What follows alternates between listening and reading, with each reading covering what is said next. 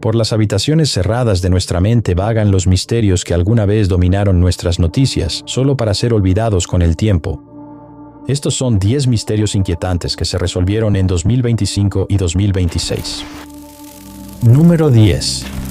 Ubicado en la sección sur de los Andes peruanos está el Valle de Pisco, que alberga la colección de agujeros que se extiende casi una milla. Los 5.200 agujeros han permanecido en la mente de los investigadores durante un siglo.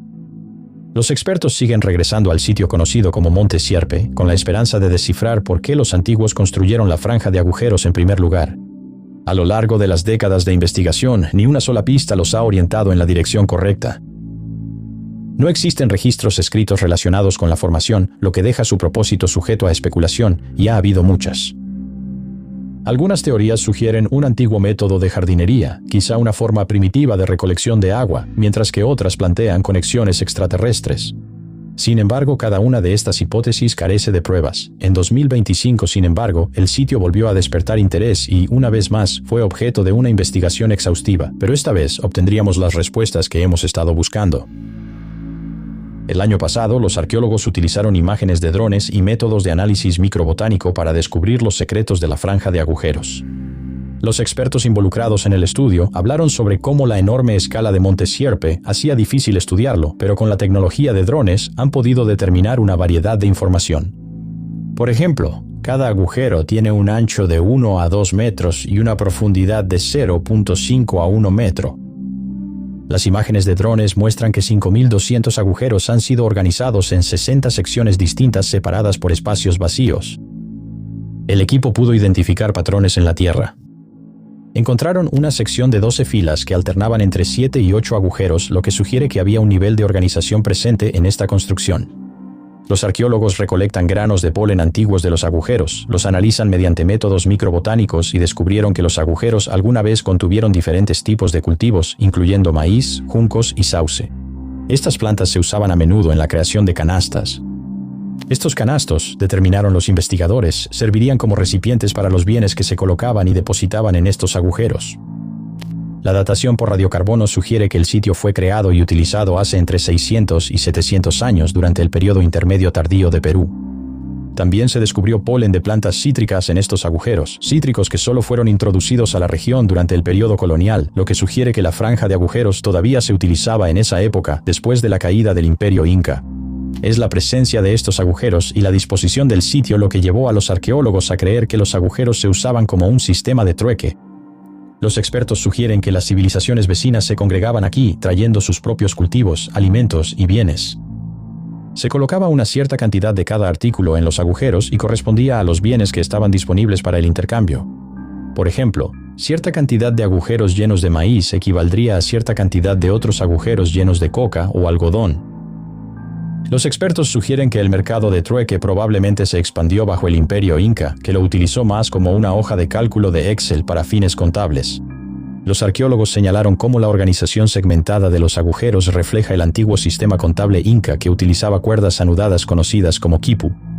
Un dispositivo de este tipo, que cuenta con 80 grupos de cuerdas, fue encontrado anteriormente en el Valle de Pisco.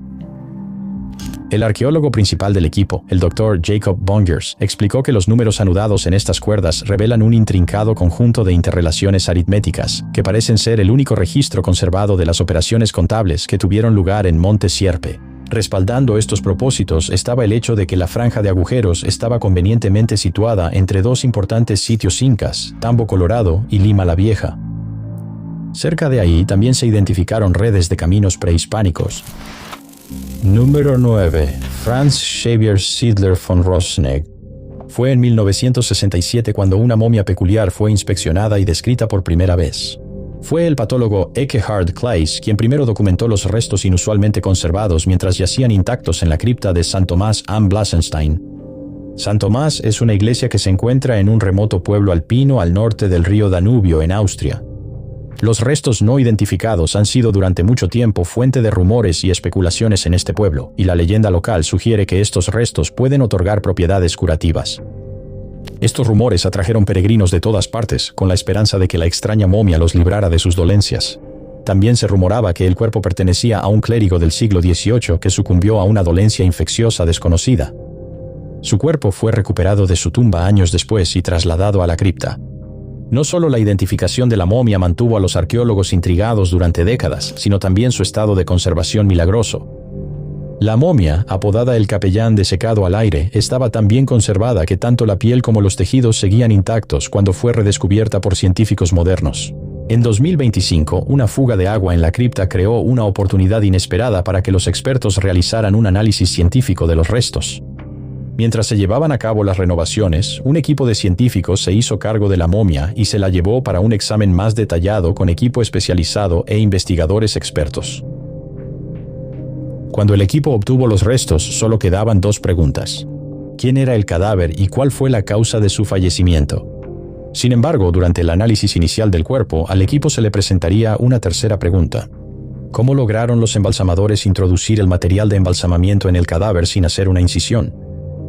A través de tomografías computarizadas, datación por radiocarbono y análisis químico de muestras de hueso y tejido, los investigadores pudieron resolver este misterio de la momia.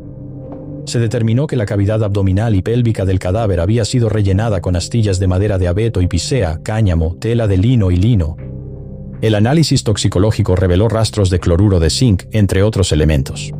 Los expertos sugirieron que estos materiales probablemente fueron insertados a través de una cavidad existente en el cuerpo y que cada uno fue utilizado con propósitos específicos que resultaron en este método de preservación único, nunca antes visto.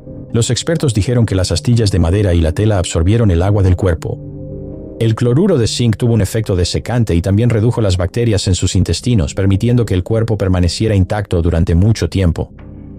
El método de embalsamamiento que utilizaba una cavidad existente, como la boca o el ano, era diferente de los métodos conocidos que se usaban en el antiguo Egipto, donde era necesario abrir el cuerpo para realizar el procedimiento. El equipo cree que este método pudo haber sido estándar en el siglo XVIII, cuando era necesario preservar un cadáver para su transporte o exhibición, aunque no existe ningún registro en los libros históricos sobre ello. El siguiente misterio que necesitaban resolver era la identidad de la momia. A través de la datación por radiocarbono, se determinó que la muerte del espécimen ocurrió entre 1734 y 1780. Se ha estimado que el individuo tenía entre 30 y 50 años de edad. Los isótopos químicos reflejan proteínas de plantas y animales, lo que sugiere que consumía una dieta de alta calidad, ubicándolo dentro de la clase gobernante. A través de muestras óseas tomadas de su columna vertebral, los expertos también determinaron que, quienquiera que fuera esta persona, llevaba una vida que carecía de actividad física intensa. No había muchos cargos de alto rango en el siglo XVIII donde una figura importante no estuviera sometida a algún tipo de actividad extenuante. Fue a través de tales afirmaciones que el equipo determinó que esta persona probablemente era un sacerdote. El análisis de ADN probaría su teoría, identificando los restos como Franz Xavier Sidler von Rosneck, un aristócrata y monje que se convirtió en el vicario parroquial de St. Thomas am Blassenstein. Su final llegó en 1746 a la edad de 37 años. El estudio encontró que el clérigo pudo haber experimentado escasez de alimentos durante ese tiempo, probablemente causada por la Guerra de Sucesión Austriaca. Los rumores de que su fallecimiento estuvo relacionado con un ataque de envenenamiento premeditado también fueron descartados cuando los investigadores determinaron que el vicario era fumador y que, hacia el final de su vida, sufría de tuberculosis crónica. Los arqueólogos concluyeron que probablemente fue una hemorragia pulmonar aguda lo que finalmente lo llevó a la tumba. Número 8. Fue cerca del final de 2025 cuando el arqueólogo Adriano Yander descubrió algo que quienes lo precedieron habían pasado por alto durante mucho tiempo. Desde un punto elevado sobre los Andes, él notó por primera vez varios campamentos antiguos, casi 800 asentamientos estacionales. Más tarde, Adrián había estado revisando algunas imágenes satelitales que se tomaron a principios del año pasado de las tierras altas andinas del norte de Chile, cuando vio algo misterioso y nunca antes documentado. Cuando Adrián caminó hasta las estructuras y los pueblos vecinos, encontró algo aún más peculiar. Ni siquiera los habitantes locales sabían qué eran estas extrañas creaciones. No sabían cómo se llamaban ni por qué estaban ahí, pero sí tenían su propio nombre para ellas.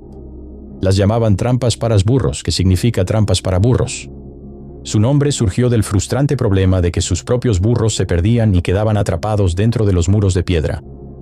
Para Adrián, esta proclamación fue una pista. En su investigación, el arqueólogo recurrió a los informes dispersos, muchos de los cuales provenían del Perú del siglo XX, en busca de las piezas faltantes del rompecabezas que identificarían qué eran estas misteriosas estructuras. Fue a través de estos documentos que se dio cuenta de lo que eran estas megaestructuras. Los textos peruanos hablaban de enormes estructuras de piedra conocidas como chacu y que eran utilizadas por los antiguos incas. Los incas usaban estas estructuras durante las cacerías reales. Adrián descubrió que los muros en forma de V eran trampas para animales, específicamente para atrapar vicuñas, animales parecidos a las llamas.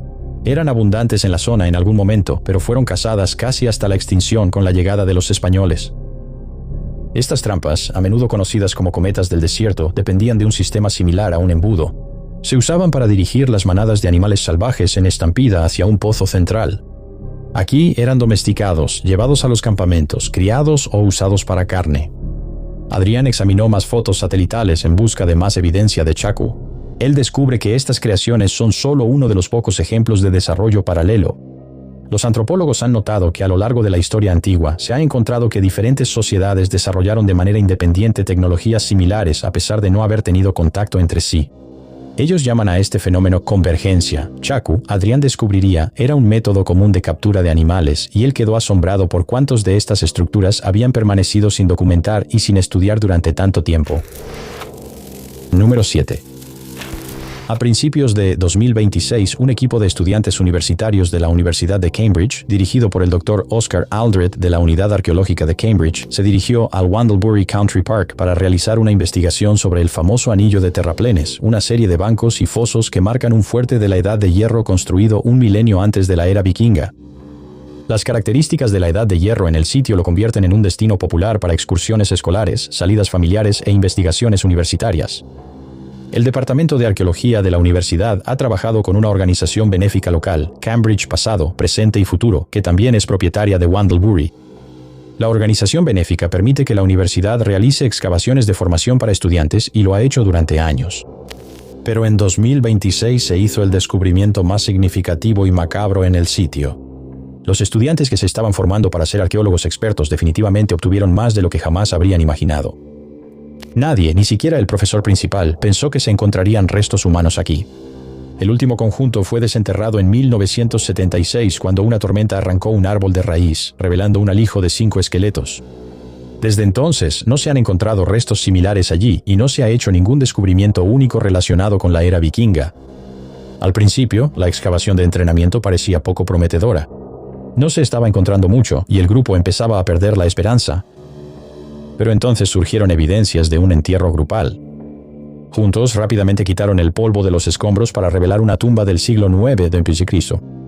Aparte de ser el primer descubrimiento de este tipo desde 1976, nada en los restos parecía fuera de lo común, al menos no al principio. Tras un estudio más detallado, el equipo descubrió que un conjunto de restos era muy diferente de los demás. Arrojados de bruces a la fosa estaban los restos completos de un hombre de entre 18 y 24 años de edad. Medía al menos 1,96 m, significativamente más alto que la estatura promedio de 1,68 m. Un gigante literal, sugería el estudio. Sin embargo, la altura anormal era solo el comienzo del misterio. Un análisis más detallado descubrió un gran agujero ovalado de 3 centímetros de diámetro, perforado en el cráneo de la figura. El agujero sugería que el hombre había sido sometido a una trepanación, el antiguo procedimiento quirúrgico en el que se hace un agujero en el cráneo de una persona viva y que puede realizarse por múltiples razones. El agujero estaba ubicado en la parte trasera, del lado izquierdo del cráneo, y también mostraba señales de cicatrización. Y sería precisamente este procedimiento médico el que permitió a los arqueólogos e investigadores desentrañar el desconcertante misterio. Sugieren que la trepanación se utilizaba para aliviar los síntomas de diversas afecciones, incluyendo migrañas, convulsiones y problemas psicológicos. El gigante en la tumba vikinga fue retirado del sitio y sometido a un estudio exhaustivo donde los expertos compararon los marcadores identificativos con otros hallazgos y anomalías médicas conocidas. Se enfocaron en condiciones de crecimiento donde un exceso de ciertas hormonas pudo haber contribuido a la apariencia alargada del hombre. Una condición que podría causar esto sería un tumor que afectara la glándula pituitaria. La teoría explicaría tanto la misteriosa altura como la razón del procedimiento de trepanación. Los expertos concluyeron que el agujero fue perforado en la cabeza del paciente para aliviar los dolores de cabeza causados por el tumor. El individuo sanó de la cirugía y continuó luchando junto a su comunidad, solo para sufrir una muerte prematura en un hecho desconocido que dejó a otros decapitados, desmembrados o atados. Los arqueólogos teorizan que la muerte de estos jóvenes ocurrió con la invasión vikinga del reino sajón de Mercia. Número 6. Ramsés II, o Ramsés el Grande, como también se le conoce, fue el tercer rey de la dinastía 19 del Antiguo Egipto, quien gobernó durante 66 años, el segundo reinado más largo en la historia egipcia. Su reinado es considerado el epítome del poder y la gloria. Ramsés II tiene el récord de la mayor cantidad de monumentos y de hijos engendrados por cualquier otro faraón. Él se apoyó en una exhaustiva campaña de relaciones públicas que resultó en la creación de varias estructuras, incluyendo los infames obeliscos de Luxor. El obelisco en cuestión es el que fue trasladado a la Plaza de la Concordia en París como un regalo en 1836. Es portador de una variedad de jeroglíficos y está grabado con los nombres que Ramsés usó como rey. Hace varios años, Jean-Guillaume Le Pelletier, un egiptólogo, había comenzado a estudiar su escritura durante sus paseos por el vecindario. Leía las inscripciones como una forma de relajarse, pero un día se dio cuenta de algo que nunca había notado antes. Un conjunto de la escritura pictórica parecía sugerir una dirección. Jean determinó que se refería a la entrada del pórtico del templo de Luxor. Después de intentar investigar esto más a fondo, Jean descubrió que la investigación era sumamente escasa y tuvo que realizar la suya propia. Comenzó a estudiar los grabados más de cerca usando binoculares para observar las inscripciones más altas. Luego, el egiptólogo descubrió que la columna contenía numerosos fragmentos de código conocidos como criptojeroglíficos en el mundo arqueológico. Los criptojeroglíficos fueron reconocidos por primera vez en la década de 1950 por Canonet y Duberton. Él descubrió que ese tipo de escritura aparecía en acertijos y juegos de palabras, como cambiar la dirección en la que debe leerse la escritura. Aunque muchos egipcios podían leer jeroglíficos, solo unos pocos seleccionados, conocidos como élites, podían descifrar los mensajes codificados. Estos mensajes eran considerados el lenguaje de los dioses. Desde que descubrió los mensajes codificados del obelisco hace varios años, Jean ha estado trabajando para descifrar los criptojeroglíficos, los cuales finalmente resolvió en 2025. Para desentrañar el misterio, Jean tuvo que regresar al lugar original del obelisco de Luxor en París. Alguna vez se alzó sobre las orillas del río Nilo. Juzgando por la posición y el ángulo de los mensajes codificados, Jean ha concluido que estas marcas estaban destinadas a los pasajeros de los barcos que se acercaban, con un mensaje que se cree que era para los egipcios de clase alta, específicamente para los nobles que llegaban al templo de Luxor para el festival de Opet, celebrando el regreso de las fuerzas vitales de Amón. Para finales de 2025, Jean había descifrado correctamente el texto encriptado y descubrió que no solo estaban dirigidos a los nobles en un barco, sino que eran comentarios de propaganda destinados a recordarles a las figuras poderosas de Egipto la gran soberanía de Ramsés II. Jean identificó y descifró 7 mensajes codificados, incluyendo instrucciones para que los lectores hicieran sus ofrendas a los dioses. El egiptólogo descubrió que uno de los mensajes de propaganda decía: el rey se confirma a sí mismo como Dios encarnado que no puede ser destronado, advirtiendo a los nobles que se acercan sobre su divinidad y su poder eterno. Número 5.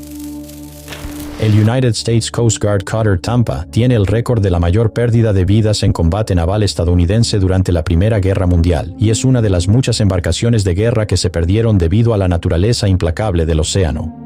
Su nombre permanece tanto en el libro de los récords mundiales como en los titulares sobre misterios sin resolver. El Tampa era un guardacostas de la clase Miami que alguna vez sirvió en el servicio de guardacostas de rentas de Estados Unidos, después en la Guardia Costera de los Estados Unidos, y también sirvió en la Marina. La embarcación también se utilizó de manera rutinaria y extensiva en la Patrulla Internacional de Hielos para monitorear la presencia de icebergs en los océanos Atlántico y Ártico. La organización es responsable de informar sobre los movimientos de grandes icebergs con fines de seguridad.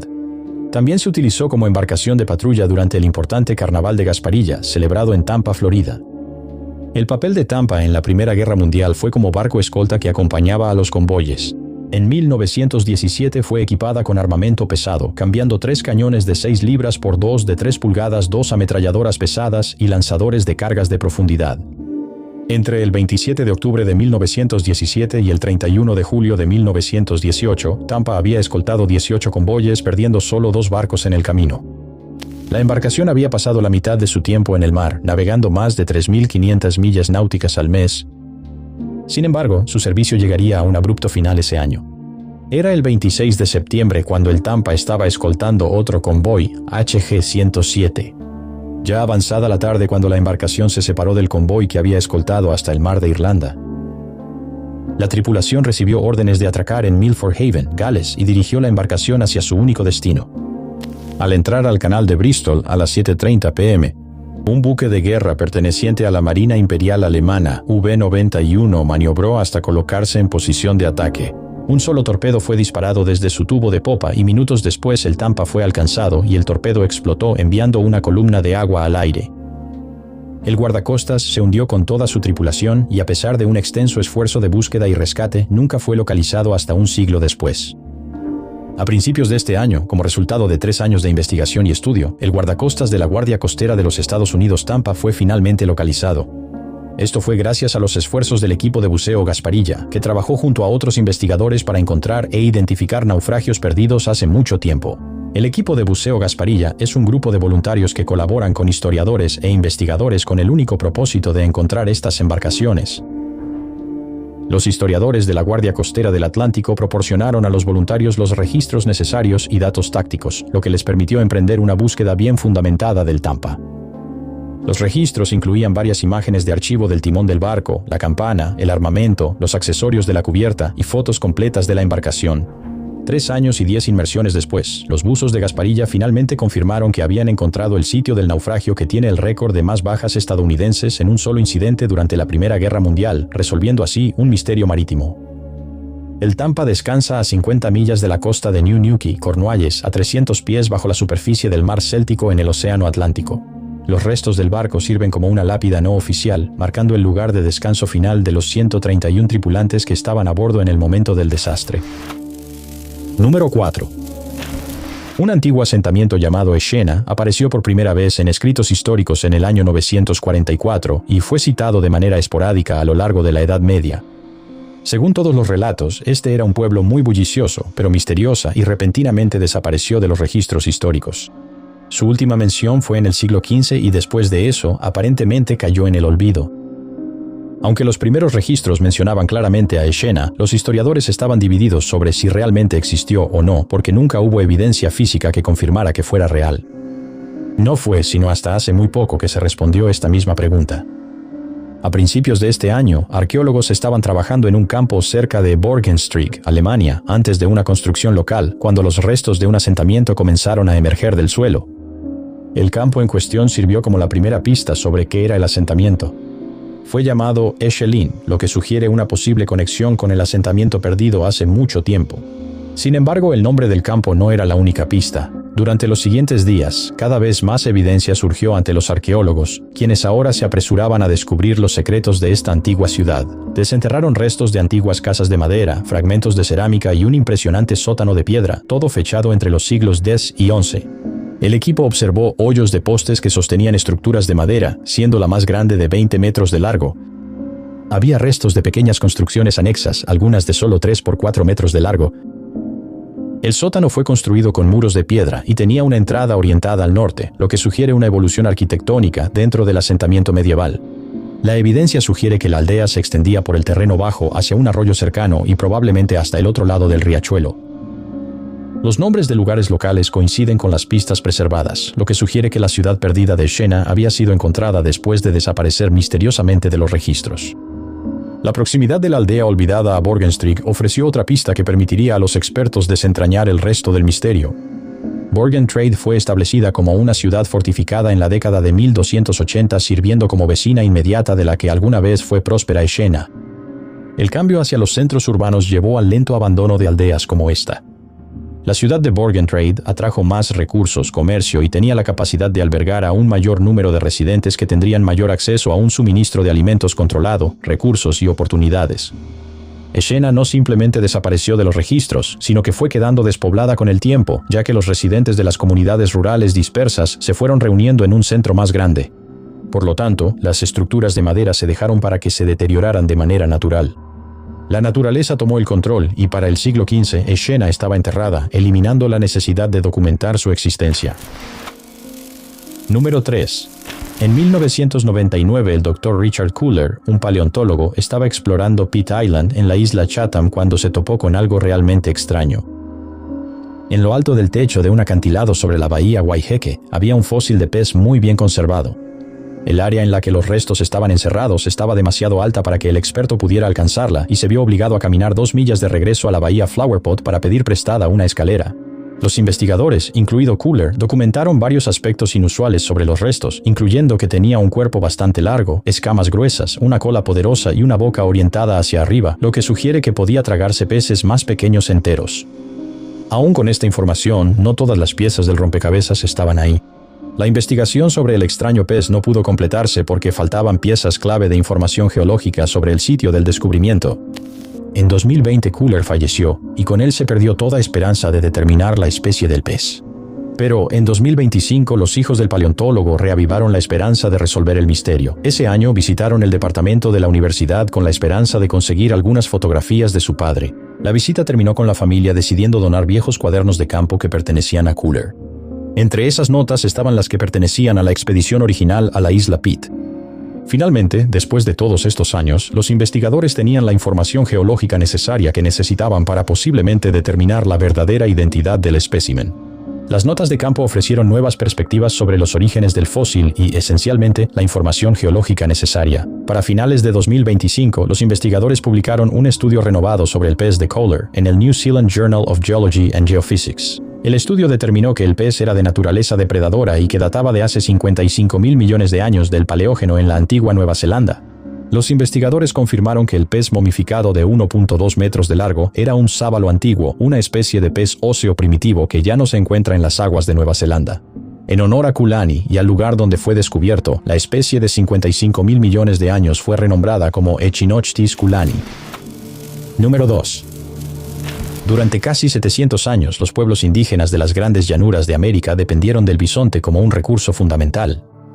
Solo una carcasa podía alimentar a varias personas durante varios días, proporcionar piel que podía convertirse en tiendas, mantas y ropa, y podían usar sus huesos para herramientas y piezas decorativas. Durante 7 siglos, los nativos de las grandes llanuras aprovecharon un sitio en particular para cazar bisontes que abundaban en ese lugar. El sitio estaba en el centro de Montana y fue nombrado Bergstrom por los arqueólogos. Pero luego, sin una razón clara, los nativos abandonaron el sitio. Para llegar al fondo de este misterio, el paleoecólogo Dr. John Wendt de la Universidad Estatal de Nuevo México dirigió una investigación importante sobre los históricos terrenos de caza de bisontes en el centro de Montana. Sus estudios investigaron por qué los antiguos cazadores indígenas abandonaron el exitoso sitio de Bergstrom cerca de Garnell, Montana. Wendt y su equipo investigaron el área mediante excavaciones de 1 metro por 1 metro. Los investigadores recolectaron muestras de huesos de animales y las extrajeron de estas excavaciones. También dataron con radiocarbono piezas de carbón, rastrearon las rutas de los herbívoros nativos y reconstruyeron los patrones climáticos. Todo lo que pudieron encontrar fue que Bergstrom era el terreno de caza ideal para los bisontes. Incluso durante los periodos de sequía, los pueblos indígenas parecían adaptarse. Los cazadores pasaban de pequeños grupos móviles a bandas más grandes. Ocupaban el área por periodos más largos, incluso construían infraestructura ahí que les permitía sobrevivir mientras realizaban una cacería masiva. Algunas áreas de Bergstrom ofrecían ventajas naturales, como acantilados para hacer saltar a los bisontes y formaciones que ayudaban a arrearlos. Recientemente, los historiadores volvieron al misterio que había quedado sin resolver durante décadas, solo para encontrar la respuesta en una característica ya conocida. Fue el cambio hacia grupos grandes lo que provocó el abandono de Bergstrom, así como las sequías recurrentes. La fusión de grupos más grandes y coordinados significó un mayor número de matanzas. Para mantener las operaciones de caza, los nativos dependían de recursos específicos como agua, forraje y leña mientras procesaban los cadáveres. Por lo tanto, los esfuerzos de caza más grandes requerían más recursos y con el tiempo esos recursos empezaron a escasear. Eventualmente el sitio de Bergstrom dejó de ser sostenible para esas cacerías, aunque seguían abundando los miles y miles de bisontes. Pero aunque los animales se adaptaron a la tierra cambiante, los pueblos indígenas no podían funcionar sin recursos que, en ese momento, ya no eran sostenibles, así que no tuvieron más opción que abandonar el sitio para siempre. Número 1. Los papeles de Peglar fueron encontrados en una cartera cerca de restos que se cree están relacionados con Enrique Harry Peglar, un suboficial naval británico que servía en el HMS Terror en la expedición de Franklin al Ártico canadiense en 1845. La cartera incluía el certificado de marinero de Peglar, recortes, direcciones, un relato escrito a mano de su servicio naval y extraños escritos poéticos y de tipo diario. El Museo Real de Greenwich enumera el contenido de la cartera, incluyendo el certificado de Peglar y una parodia del poema El mar, fechada el 21 de abril de 1847. Sus papeles también incluían notas sobre su carrera naval y mensajes escritos al revés que los historiadores creen que eran una forma de mantener sus pensamientos personales en privado de su tripulación, que apenas sabía leer. Los papeles sugerían que el caso estaba prácticamente resuelto, excepto que todas las demás características de Harry estaban completamente fuera de lugar. Para empezar, el uniforme que llevaba el esqueleto era el de un camarero de barco de bajo rango, ciertamente no la vestimenta que un suboficial superior como Harry habría usado. Durante las siguientes décadas, la identidad del explorador fallecido sería tema de debate entre historiadores y académicos. Se preguntaban si los papeles de Pegler simplemente habían sido guardados en los bolsillos de un amigo, Thomas Armitage, un oficial subalterno. Se argumentó que Harry había sucumbido al clima antes que Tomás, y que Tomás, con la esperanza de preservar el legado de su amigo, tomó sus pertenencias personales y siguió su camino antes de también caer víctima de los elementos.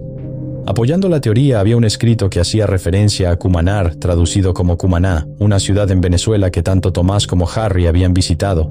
Se contraargumentó que Harry pudo haber estado usando cualquier uniforme disponible en ese momento, incluso si eso significaba uno de un rango tan bajo como el de un oficial subalterno. Sin embargo, los investigadores descubrirían un pequeño cepillo de ropa en uno de los bolsillos, un equipo que solo el sirviente de un oficial llevaría consigo. Ese descubrimiento reforzaba aún más la idea de que los restos no pertenecían a Harry Pegler. Los restos del explorador, el uniforme incorrecto y los papeles que no parecían coincidir habían dejado perplejos a los historiadores durante 166 años hasta hace poco, cuando la evidencia de ADN finalmente proporcionó las respuestas tan necesarias. Antropólogos de la Universidad de Waterloo usaron ADN extraído de los restos óseos y lo compararon con los perfiles genéticos de muestras proporcionadas por descendientes vivos de varios miembros de la expedición Franklin. El ADN demostró que los restos encontrados solos en Glebe Point, a 130 kilómetros de los otros marineros, eran de hecho Harry Pegler. La identificación de Harry Pegler en 2026 ha elevado el número de miembros de la tripulación perdidos identificados a 6, 4 de los cuales fueron identificados positivamente este año a través de la Universidad de Waterloo y Lakehead University, incluyendo a William Oren, John Bridges y David Young.